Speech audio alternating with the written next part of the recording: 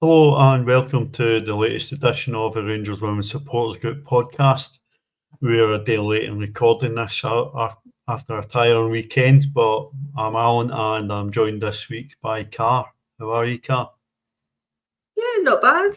Good to be back.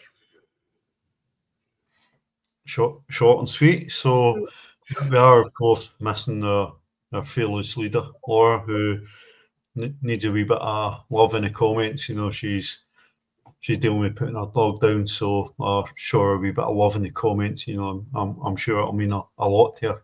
At a time it's never easy for anybody. So we'll go straight to yesterday's game, Car. Two changes to the team from Hearts at Ibrox as we came back to league action at Broadwood. Jenna Fife in goals, back four, Jodie McCleary, Elios and Nick Dock and Fallon Conley-Jackson. No changes there. Alice Griffiths and Liv McLaughlin in the middle, and then we saw a couple of changes with Lizzie coming in for Mia in the wing. Brogan played another wing and Kirsty Howitt returned to the team, playing just behind Katie Wilkinson. Any surprises there? Not really surprised. I thought maybe Mia might start, but when Lizzie came on last week and got 2 assists pretty much straight away, it made sense to start her. I think Kirsty Howitt's always good for a goal if you can get her involved in the game, so it makes sense to give her some minutes. Obviously got a big game coming up this week, so I guess it's just kind of rotating to try and get minutes in the legs of as many players as possible. Yeah, I'm not surprised that Kirsty came back in. I think we missed her energy in our industry last week, and I hope that would see the team lift the tempo a wee bit. Not the worst first half, but probably not something just seemed missing, and took us over 20 minutes to take the lead when we expected probably to have a more comfortable performance, Car. Yeah, I mean, we started better. The energy and intensity was better than it had been last week, but it still wasn't great. It wasn't the way that we've come to expect that we play, but I suppose that'll take time. It's just a bit frustrating when it's a team like Motherwell, who do set up well. I will say they're a well set up and well organised team, but we're much better than them and we had the chances, so we should have been ahead, but their goalkeeper played a blinder and we kept missing. We just couldn't find the back of the net, as you say, until about 20 minutes in when we finally did. Probably should have got stopped because of a head knock, which I didn't initially notice until you pointed out on the Rabble podcast, to be honest. But Brogan does well to get the shot away. The keeper makes a save and then she rounds the keeper and puts it in the back of the net. Thankfully, second time asking, she eventually got there. But good for Brogan to get another goal, and that'll do wonders for her confidence. Yeah, Brogan started the season well. You know, she spoke after a match in a post-match that she's hoping to contribute bigger numbers and more goals, with a starting position higher up the park. So very good to see it. She scored two in the first 3 games. As you say, probably fortunate. We saw a player down, but we weren't surprised to see the referee play on. We hadn't seen what had happened at the game. That Morrell's Chelsea Watson went down, but when you saw the replay, you are quite surprised. It was clearly a head knock, and you could see the bruising on her face as soon as she got up. So certainly got a wee bit of fortune there, but disappointing we couldn't really capitalise. I thought we had a lot of chances in the first half, but none really seemed golden chances that we were taking. No, and I think that's the most frustrating thing. The chances that we did have, maybe 2 more of them should have been goals, but the goalkeeper made a couple of good saves. But it's just more frustrating than anything because it's Motherwell and we should be easily able to get past them as much as they have improved. But we're not at it. I don't know what it is. I don't know if it is Leanne coming in late and they're just trying to figure out her system, lack of players being brought in. I don't know what it is, but we don't look ourselves. The energy is not there.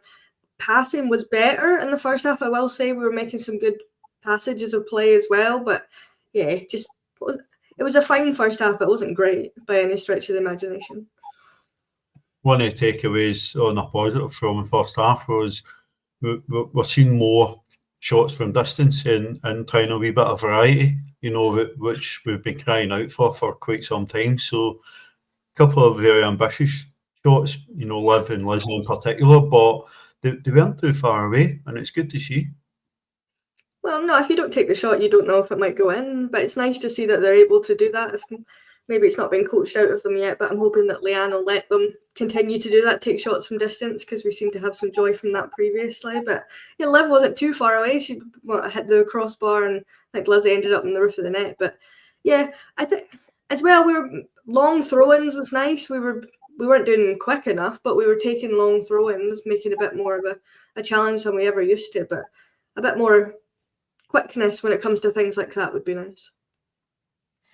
Definitely, and we did see some variety in corners and set pieces, but was the wind a factor at all? Obviously, Broadwood is quite windy at the best of times, and it seemed that the ball was blown when it was down for set pieces a lot. So, do you think that factored in much to our game?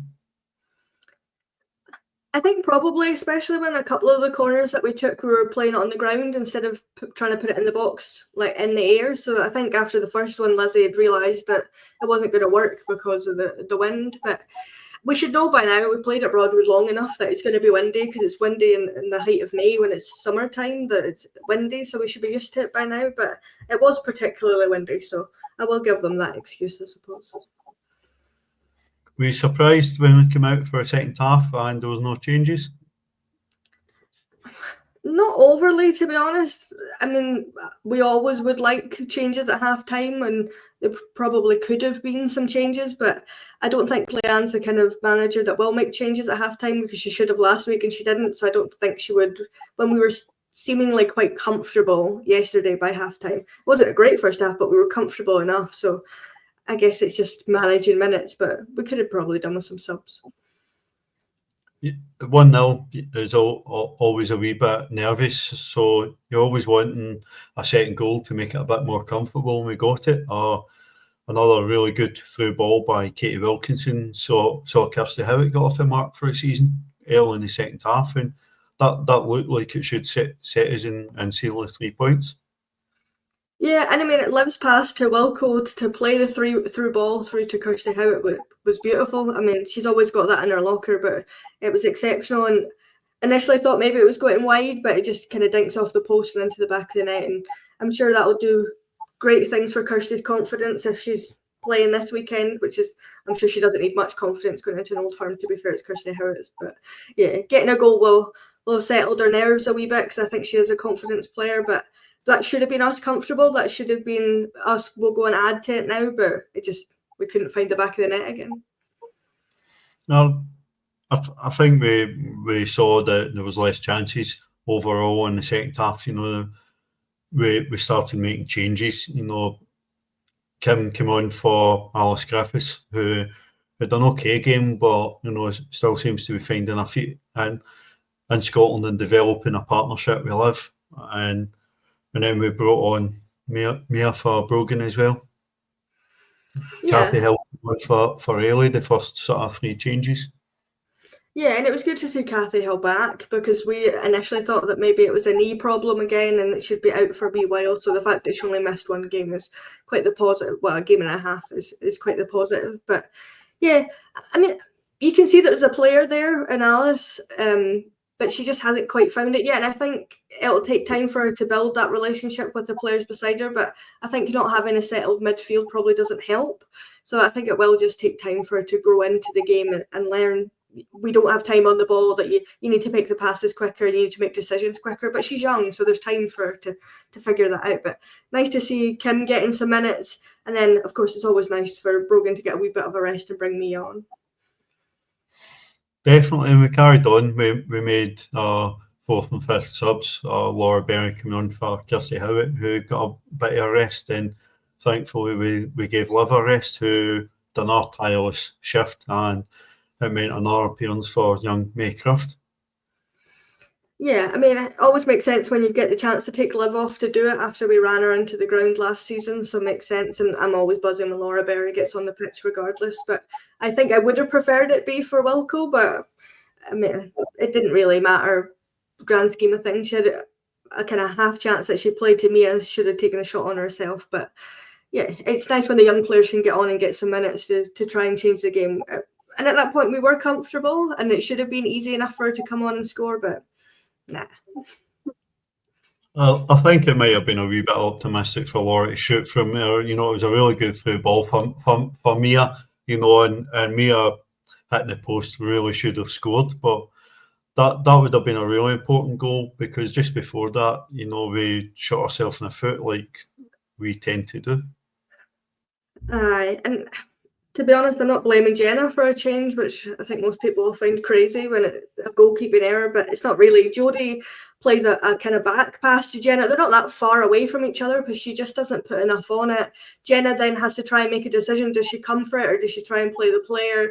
And it just gets kind of lost. Cody Hay plays it out to, I think it's Carla Boyce, who Kathy's trying to make a block in the box, but she's just too far over, and it goes into the back of the net. And we're then 2-1, a bit uncomfortable at that point, and probably could have been more for Motherwell later on in the game. But yeah, just unfortunate pass back to Jenna that just went awry for Jodie. Yeah, as much as the pass back was mishit, we paid the price for leaving Carla Boyce so open and free in the box, even though we were in possession at the time and gifted it away. But disappointed to put herself under pressure. Then Mia hits the post. Then just at the end of the game, Motherwell are going clear and goal, and we got away with one, I think. Well, 2 weeks in a row that a defender has got away with one when it comes to us at home games. It's just, I think, I'm not really sure what Nick's doing, to be honest, but she does get away with one. She pulls the shirt of the player that's running through on goal. Thankfully, I don't think it's in the box. I think it's outside the box, so it's not a penalty, but 100% she's the last player, so it's a red card all day. So I didn't speak to Nick after the game, but I believe you did, and she said herself that she got away with one. But that's 2 weeks in a row. We could have been missing players with Ailey last week and then Nick this week, so we need to kind of rein that in, because we won't get the same fortune this weekend, I don't think. No, and hopefully that'll encourage the club to bring in some centre backs, because we can't continue to be lucky, and eventually we're going to end up with red cards like this, and it's carrying on from last season and the red card that Raf got. So we're certainly riding a luck a wee bit, and I'm hopeful that we'll see at least a centre back in this week. But who would you say your player of the match was? I think it's tough. I think it would be Brogan again. I know we didn't do one last week, but for me, Brogan was last week as well. But I don't. Liv was exceptional. So yeah, no, I'm going to change my mind. I'm going to give it to Liv, because I think she ran herself ragged. She was throwing herself into things and was just all over the place, as Liv usually does. So I'll give it to Liv. I would have to agree with that. I would say Liv McLaughlin as well. But 3 points, I think that's the biggest takeaway we can take from yesterday. It's not been a pretty start to the season in terms of performances, but it's a much tougher run of fixtures at the start of the season than we faced last year. So 7 points on the board could be a crucial 7 points by the end of the season, and what's shaping up to be another very competitive season. Yeah, I mean, we thought last year was competitive. The SWPL this year is just crazy how much every team seems to have improved, which is great for the league, and it's good that, for players and whatnot, but it's not great for us if we're having a bit of an off time and then everyone else is doing a bit better. But yeah, it's not been a great start performances wise, but at least we managed to get 6 points in 2 games. But that draw, it's hard. So I'm trying to be a bit more optimistic that I'm glad that we got out of there with a draw rather than a defeat. But come the end of this, not before the split end of the season set of fixtures, we'll have a better run of it. So hopefully by that point we've gelled, we've settled, and we'll start banging in goals, and we'll do the same as we did at the start of the season last season. Hopefully, but next week, not maybe the game that we would expect to be scoring lots of goals, but we would love to be. How are you feeling ahead of next week as we play the, I suppose we could call it a Lanarkshire derby, given we're playing at Broadwood? means there's 2 Lanarkshire derbies in the same weekend if that's what we're doing. But yeah, I mean, I would be a liar if I said I was confident, because I'm not. If we play how we played yesterday, I don't think we'll fare very well. But then it's an Old Firm, so form goes out the window and it's irrelevant because the players get up for it. I know Jodie, I'm assuming she'll be starting somewhere on the pitch. She'll be bang up for it. Kirsty Howe, if she's starting, will be up for it. If Kathy's playing, they'll all be up for it. And hopefully they've got the young new players told, and any players that come in that can potentially start, get them told what it means, and we get out of there with 3 points. Performance doesn't really matter to me on Sunday, as long as we get the 3 points and obviously score more goals than them is more important than anything. But yeah, I'm not overly confident, I'd say. I know you left shortly after a full-time whistle yesterday, but would you read much into the fact that the players didn't gather for a post-match debrief on the park and instead went straight down the tunnel before eventually coming back out to see the fans? Do you think maybe we can read something into that? The players and the staff know that the start to the season has been below the standards they expect of themselves? Well, yeah, because if you watch Brogan's post-match, she said herself that we hold ourselves to a higher standard than what we've been playing. So I think so, but I don't know if that's maybe just the way Leanne wants to do it, rather than standing in a circle and talking on the pitch. She wants to go in and have the conversation kind of privately, potentially. But that just seems like a lot of faff to me to be going everyone back in and then back out to see the fans is a bit of a crazy one. So it could potentially be that she wanted to give them a quick shouting at and tell them that it wasn't good enough, and hopefully that'll G them up for this coming game. I don't know, but I'm not trying to read into it too much. But it is bizarre because I don't think I've ever seen a manager do that, go in and then come back out. Yeah, I think I remember seeing it once. I know last year. I think that it was the year before, late in the split when we conceded the late penalty to Hearts. The players went straight down the tunnel. So I'm hoping that it was like some honest words, some constructive words, and it bodes well for next week, because it's maybe not a game everybody's going to go into with confidence, but I think we have to at least try and believe in the team and go and turn up in our numbers and try and get behind the team. Yeah, and that's all we can do as fans, is turn up. There's no men's game. Well, there's no top flight men's game because of the international break, so there's no excuses. Get down. I know you're giving them money, but to see us beat them is always fun. So get down and come along. But that's all we can do as fans, and I know the players will be up for it, and Leanne herself will know what it means, and that she's, it's very early in the season, so to get a win over them would do massive things for people's confidence in her as a manager. So I'm hoping that will be the case and we'll turn things around. But as you said, hopefully we bring a couple more players in before the end of the week, and they potentially could start, which would be helpful to us. Do you see many changes to the team?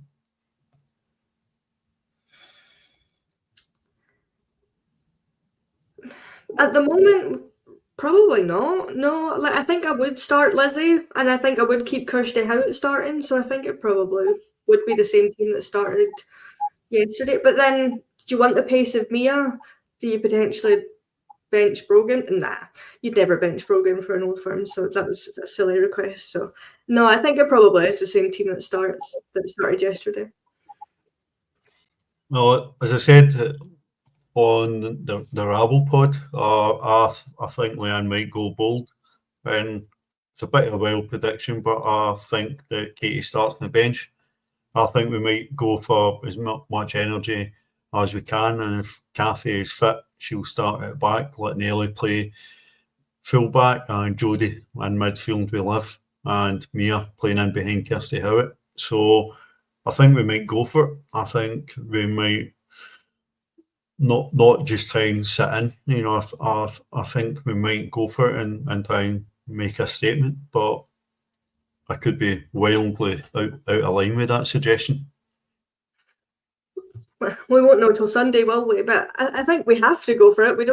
We're not a team that sits back and invites pressure. That's not really something that we've ever done. We've always been the team that goes in attack. So I'm hoping that's not what we become, that we become a team that likes to sit back and invite the pressure and then hit them on the counter. I wouldn't enjoy that to watch, but I don't really see her randomly starting Mia as a 10 when that's not happened so far this season. But maybe you know something I don't know. Maybe you spoke to her after the game and she told you her lineup for Sunday, and this is all spoilers for what's going to happen. Listen, I promise I'll get no inside info on that. It's just a gut feeling, a gamble I would take. But anybody that ever sees me in the bookies will know I'm never getting money back, so I know nothing about gambling. So I did do the loan report, although a couple of girls, I'm not sure if he made it off the bench. Sophie Townsley was an unused sub as Hamilton lost. Mia MacArthur started again for Gart Cairn, who lost at home to Bournemouth. Not sure if Alba Stewart or Rebecca Simpson came off the bench. The updates from that game were a wee bit sparse online. Similarly, I don't know if Lucy Ivy came on for Bournemouth, but she was named on the bench and in the squad. Well, Boyce and Sophie Black had to sit out because they were on loan at Motherwell, who we played yesterday. Casey McKenna came on as a sub for Spartans in the 62nd minute, and that's when Natalie Bandura went off. Natalie didn't score this week, but Spartans maintained their 100% record and are early leaders in SWPL 2. And Sophie Rutherford scored her first goal of the season for Queen's Park. They won 6-2, and she also got an assist playing the first 56 minutes. So, but bit of a mixed bag, but some game time. Another goal for one of the young team. Always encouraging to see. Yeah, and I'm very surprised that Sophie Townsley didn't play. That's mental to me, coming from a Hamilton point of view, but that's what it is. But yeah, nice to see that some of them getting some minutes, and hopefully the ones that we don't know about did manage to get off the bench and get some minutes. But that's the main thing, isn't it? It's game time, it's experience, and it's nice to see that the record of teams scoring 6 goals in the SWPL 2 is continued this week, because that seems to happen every week now. Yeah, there's been plenty of goals getting scored in SWPL 2 games, and they going to League Cup action next week, so no league games for the teams in SWPL 2. So we'll post the predictor tomorrow, and there will only be the 5 SWPL 1 games on it. So chance for people to make some points, chance for people to go bold with their predictions and maybe trump other people. But I'll make my early prediction for next week. We will win 1-0 with a Kirsty Howitt goal. What was your prediction again, Car? I said 2-1 and that Laura Berry would score, and then I've just realised that when you've asked me about the lineup, I didn't say that she would start, so I don't really know how that's going to happen. But maybe we're going to wait till the second half to score, and she's going to come on at half time and score the first goal of the game. I don't know. I think every week I'm going to predict that Laura Berry's going to score the first goal, because it's going to happen one week, and I'm going to be vindicated for it when it does happen. So I think I'll just keep going with that prediction for nonsense reasons, because I'm never going to win it, so it doesn't really matter. No, listen, it's all a bit of fun, and there's been a great take up in the predictor.